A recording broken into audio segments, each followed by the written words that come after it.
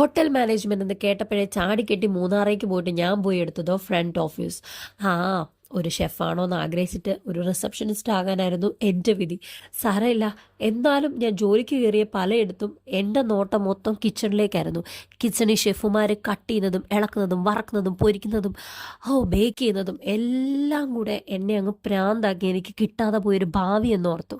എന്തെങ്കിലും കുറച്ച് ക്യാഷ് വരുവാണെങ്കിൽ നല്ല രീതിയിൽ ഈ culinary ആർട്സ് അഥവാ ഈ കുക്കിംഗ് പഠിച്ചെടുക്കണമെന്ന് എനിക്കൊരാഗ്രഹമുണ്ട്. എന്നാണേലും വേണ്ടുകയില്ല. ഈ ഒരു ഡിഷ് പനീർ ബട്ടർ മസാല, ഇത് കാണുമ്പോൾ എനിക്ക് ഓർമ്മ വരുന്നത് ഹോട്ടൽ മാനേജ്മെൻറ്റിൽ എന്നെ ഇട്ട് പട്ടിപ്പണി എടുപ്പിച്ച എൻ്റെ ബീഹാറി മാനേജർമാരെയാണ്. കാര്യം എന്നാന്ന് വെച്ച് കഴിഞ്ഞാൽ അവന്മാർ ഈ നോർത്തുകാരുടെ ആണല്ലോ ഈ പനീർ ബട്ടർ മസാല. അങ്ങനെ ഞാൻ ഒരു ദിവസം ലീവുള്ള ദിവസം ഈ പനീർ ബട്ടർ മസാല ഒന്ന് ട്രൈ ചെയ്ത് ആദ്യമായിട്ടാണെങ്കിലും വലിയ കുഴപ്പമൊന്നും ഇല്ലായിരുന്നു.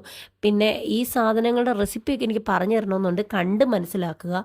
കാര്യം എൻ്റെ അളവിനനുസരിച്ചൊക്കെയാണ് ഞാൻ ഇട്ടേക്കുന്നത്. ഇതിന് പ്രത്യേക ശാസ്ത്രീയമായ വശങ്ങളൊന്നുമില്ല. എങ്ങനെയൊക്കെയോ യൂട്യൂബ് നോക്കി തപ്പിത്തടഞ്ഞുണ്ടാക്കി.